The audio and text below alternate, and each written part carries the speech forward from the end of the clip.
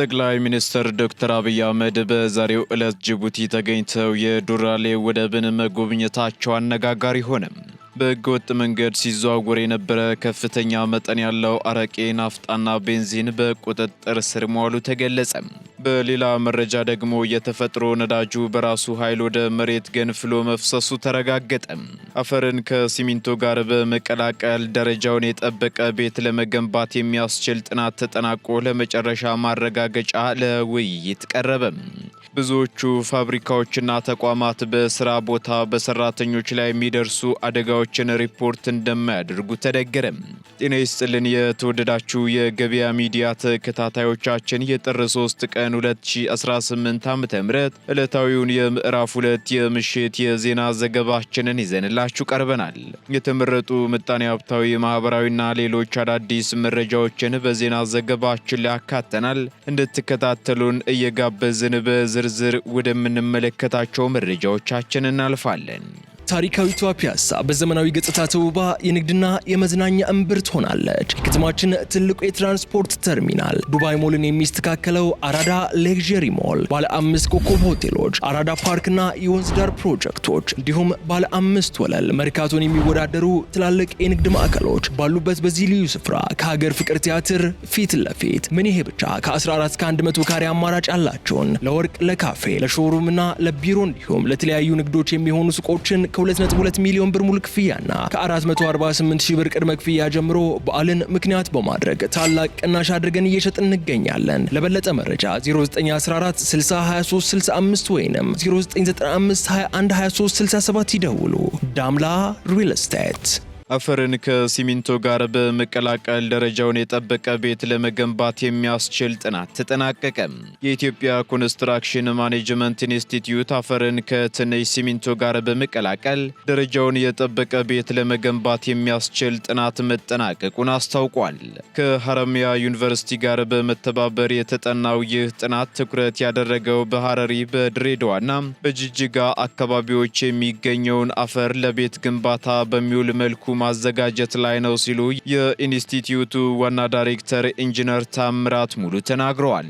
ቴክኖሎጂው የተለመደውን ብሎኬት ከመጠቀም ይልቅ በአካባቢው የሚገኘውን አፈር ከትንሽ ሲሚንቶ ጋር በመቀላቀል ደረጃውን የጠበቀ ቤት ለመገንባት የሚያስችል ነው ተብሏል።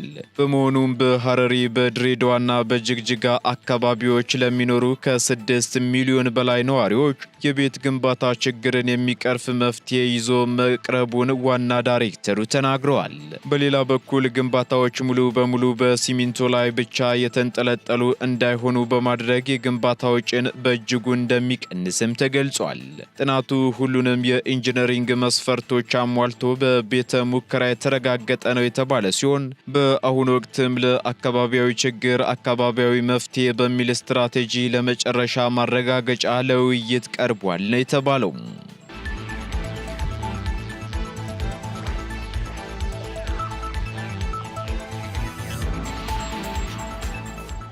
ጠቅላይ ሚኒስትር ዶክተር አብይ አህመድ በዛሬው ዕለት ጅቡቲ ገቡ። ጠቅላይ ሚኒስትር ዶክተር አብይ አህመድ በዛሬው ዕለት ወደ ጅቡቲ ያቀኑ ሲሆን ከሀገሪቱ ፕሬዝዳንት ኢስማኤል ኦማር ጊሌህ ጋር ጂኦፖለቲካዊ ጉዳዮችን ጨምሮ በቀጠናዊ ሰላምና ጸጥታ ዙሪያ መወያየታቸውን አስታውቀዋል። ይህን ተከትሎ ጠቅላይ ሚኒስትሩ በማህበራዊ ትስስር ገጻቸው ባሰፈሩት መልእክት ዛሬ ጠዋት ጅቡቲ ስደርስ ፕሬዝዳንት ኢስማኤል ኦማር ጊሌህ አቀባበል አድርገውልኛል ብለዋል። ጠቅላይ ሚኒስትሩ አክለውም ውይይታችን በጂኦፖለቲካል ጉዳዮች፣ በቀጠናዊ ሰላምና ጸጥታ ብሎም የሁለትዮሽ ትብብራችንን በተለይም በንግድ ሎጂስቲክና የልማት ስራዎች በምንጠናከርበት ሁኔታ ላይ ያተኮረ ነበር ሲሉም ገልጸዋል።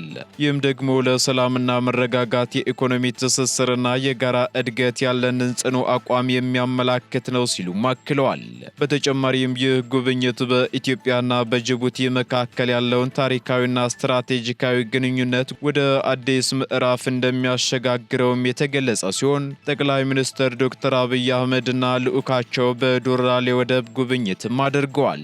በሌላ በኩል ባለፉት ሳምንታት ግብጽ በጅቡቲና ኤርትራ ወደቦችን ለማልማት ፍላጎት ማሳየቷን ተከትሎ ከጅቡቲ መንግስት ጋር በታዳሽ ኃይል በወደብ ማልማትና በሎጂስቲክ ዘርፎች ትኩረት ያደረገ የሶስትዮሽ የትብብር ስምምነቶችን መፈራረሙ ይታወሳል። ስምምነቱ የተፈረመው ደግሞ የግብጽ ኢንዱስትሪና ትራንስፖርት ሚኒስተር በጅቡቲ ባደረጉት ይፋዊ የስራ ጉብኝት ወቅት መሆኑን የጅቡቲ የወደቦችና ነፃ የንግድ ቀጠና ባለስልጣን አስታውቆ እንደነበር መዘገባችን አይዘነጋም።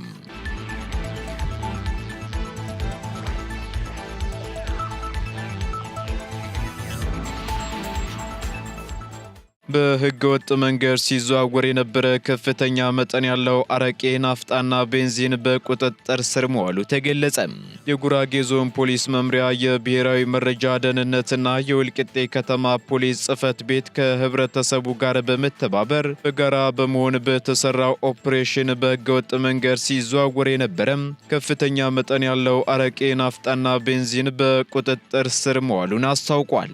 በዚህም የማህበረሰቡን ጤና ሊጎዱ የሚችሉ 150 ጀሪካንና 1 በርሜል አረቄ መምሪያው ከብሔራዊ መረጃና ደህንነት እንዲሁም ከወልቂጤ ከተማ ፖሊስ ጽሕፈት ቤት ጋር በጋራ በመሆን በተሰራው ኦፕሬሽን ማስወገዱን የጉራጌ ዞን ሰላምና ጸጥታ መምሪያ ኃላፊ አቶ ነጋ አስፋው ተናግረዋል። ከዚህ በተጨማሪም 96 ጀሪካን ናፍጣና 18 በርሜል ቤንዚን በኦፕሬሽኑ ስለመያዙም የተናገሩት ኃላፊው በዞኑ ህገወጥነትን ለመከላከል መምሪያው ከሚመለከታቸው አካላት ጋር በቅንጅት እየሰራ ነው ብለው በቀጣይም ደግሞ ተጠናክሮ እንደሚቀጥል መናገራቸውን ከጉራጌ ዞን መንግስት ኮሚኒኬሽን የተገኘው መረጃ ያመለክታል። በተጨማሪም የወልቂጤ ከተማ አስተዳደር ፖሊስ አዛዥ ዋና ሳጅን ይታገሱ ደሳለኝ በበኩላቸው በህገወጥ መንገድ የተያዘው አረቄ የት እንደሚመረት የማይታወቅና ባዕድ ነገር የሚቀላቀልበት እንዲሁም የህብረተሰቡን ጤና የሚጎዳ መሆኑን ገልጸዋል። ከዚህም ባሻገር በከተማው በህገወጥ መንገድ ቤንዚንና ናፍጣ በኦፕሬሽኑ መያዙንም ገልጸው ህብረተሰቡ ከፖሊስ ጋር እያደረገ ያለውን ህገወጥነትን የመከላከል ስራ አጠናክሮ ሊቀጥል እንደሚገባም አሳስበዋል።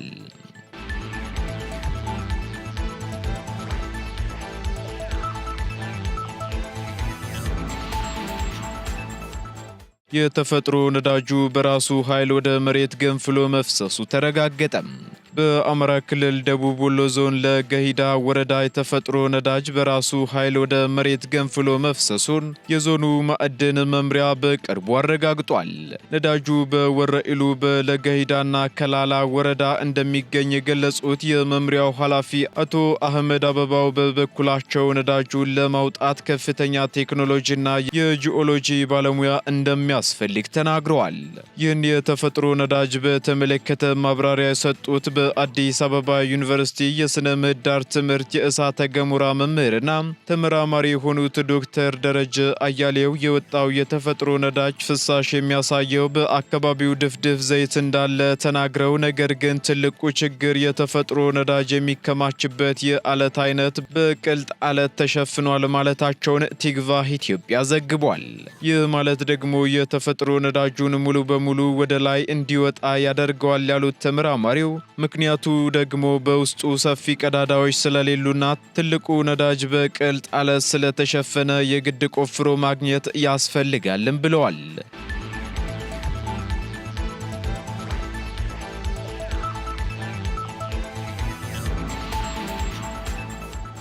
የምርት አቅርቦትን በማሳደግ አምራቹን ከሸማቹ የማገናኘት ስራዎች ተሰርተዋል ተባለም።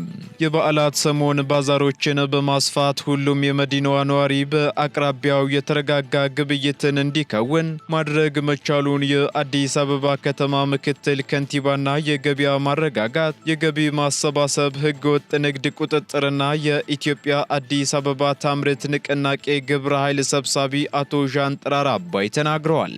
አቶ ዣንጥራር ይሄን ያሉት የሁለት ወራት ስራዎች በገመገሙበት ወቅት ሲሆን የተረጋጋና ጤናማ የግብይት ምህዳርን በመዲናዋ ለመፍጠር ደረጃቸውን የጠበቁ የገበያ ስፍራዎችን ማስፋፋት ተችሏል ብለው ይህም ደግሞ በዓልን አስታኮ ይፈጠሩ የነበሩ ያልተገቡ የዋጋ ጭማሪዎችን መቆጣጠር ተችሏልም ብለዋል። በተጨማሪም የህብረተሰቡን እርካታ በሚገባ ማረጋገጥ እንዲቻል አሁንም በርካታ ተግባራትን ማከናወን ይጠበቃል ያሉት አቶ ዣንጥራር በተለይም ከዘይትና እንቁላል አቅርቦት ጋር ክፍተቶች እንደነበሩ ተናግረዋል። በቀጣይም በከተማ አስተዳደሩ በከተማ ግብርናና የሌማት ትሩፋት መርሃ ግብሮች የሚሰሩ ስራዎችን ከማጎልበት ባሻገር ከክልሎች ጋር በመቀናጀት የአቅርቦት ምጣኔን የማሳደግ ስራ ቀዳሚው ትኩረት እንደሚደረግም ገልጸዋል።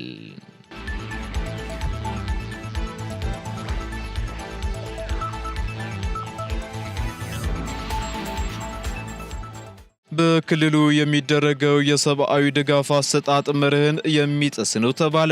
በአማራ ክልል አንዳንድ አካባቢዎች የሚደረገው የሰብአዊ ድጋፍ አሰጣጥ መርህን የሚጥስና የዜጎችን ሰብአዊ ክብር የሚያሳጡ ተግባራት እየታዩበት ነው ሲል የአማራ መልሶ መቋቋምና ልማት ድርጅት አስታውቋል።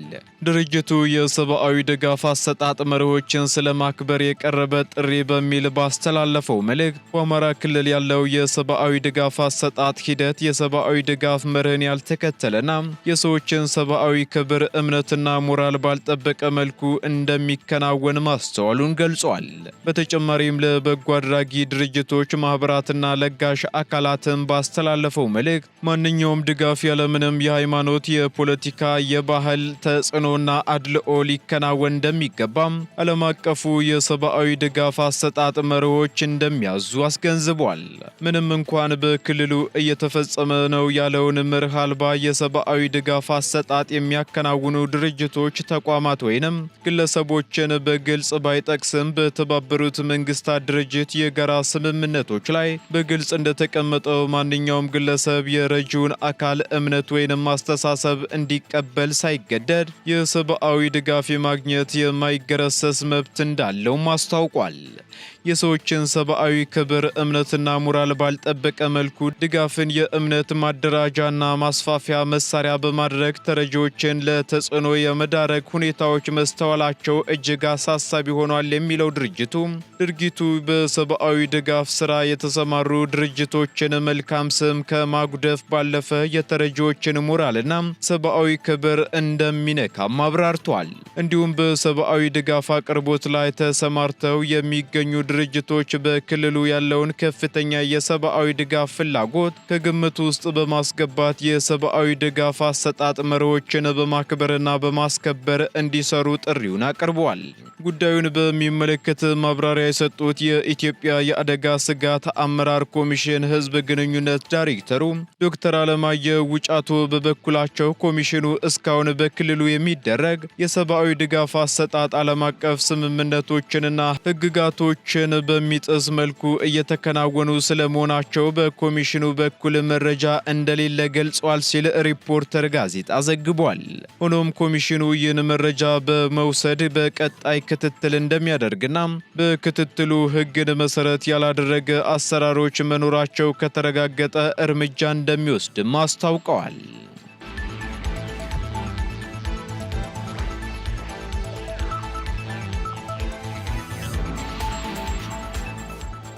ቀጥለናል። ውድ ተከታታዮቻችን ወደ መጨረሻው ዝርዝር መረጃችን እንሸጋገራለን። ብዙዎቹ ፋብሪካዎችና ተቋማት በስራ ቦታ በሰራተኞች ላይ የሚደርሱ አደጋዎችን ሪፖርት የማድረግ ልምድ ዝቅተኛ መሆኑ ተገለጸ። የአዲስ አበባ ከተማ የስራና ክህሎት ቢሮ በመዲናዋ የሚገኙ የስራ ተቋማት በስራ ቦታ የሚደርሱ አደጋዎችን ሪፖርት የማድረግ ልምዳቸው ዝቅተኛ መሆኑን አስታውቋል። በዚህም ብዙዎቹ ፋብሪካዎችና ተቋማት የሰራተኛውን ደህንነት ከመጠበቅ ይልቅ ተጠያቂነትን በመፍራት አደጋዎችን ሪፖርት አያደርጉም ሲሉ በቢሮው የአሰሪና ሰራተኛ ዘርፍ ኃላፊ አበበ ተቀባ ተናግረዋል። በተጨማሪም ያለ ስራ ውል ሰራተኞችን ማሰራት በሕግ ተጠያቂ እንደሚያደርግ የገለጹት ኃላፊው ቢሮው በአሰሪና ሰራተኛ መካከል የሚነሱ ቅሬታዎችን ለመፍታት የሰለጠነ የውይይት ባህል እንዲሰፍን እየሰራ መሆኑን የዘርፍ ኃላፊው አስረድተዋል። ይህን ተከትሎም ቢሮ በአዋጅ ቁጥር 1156/2011 መሰረት መዋቅራዊ ማሻሻያዎችን ማድረጉንና በማዕከል ተጽዕኖ የነበረውን የአሰሪና ሰራተኛ ቁጥጥር እስከ ወረዳ ድረስ እንዲዋቀር ማድረጉንም ጠቁመዋል። ይህ ደግሞ አገልግሎቱን ለአምራች ኢንዱስትሪዎችና አገልግሎት ሰጪዎች በቅርበት ተደራሽ ለማድረግ ያለመ ነው የተባለ ሲሆን ባለፉት 6 ወራትም ወደ 25000 በሚጠጉ ተቋማት ላይ የመስክ ምልከታ መደረጉንና በቀጣይም ድንገተኛ ፍተሻዎችን በማድረግ በስራ ቦታ የሚደርሱ አደጋዎችን የመከላከል እንዲሁም ሪፖርት የማድረግ ስርዓትን ለማጠናከር እንደሚሰራም ተመላክቷል።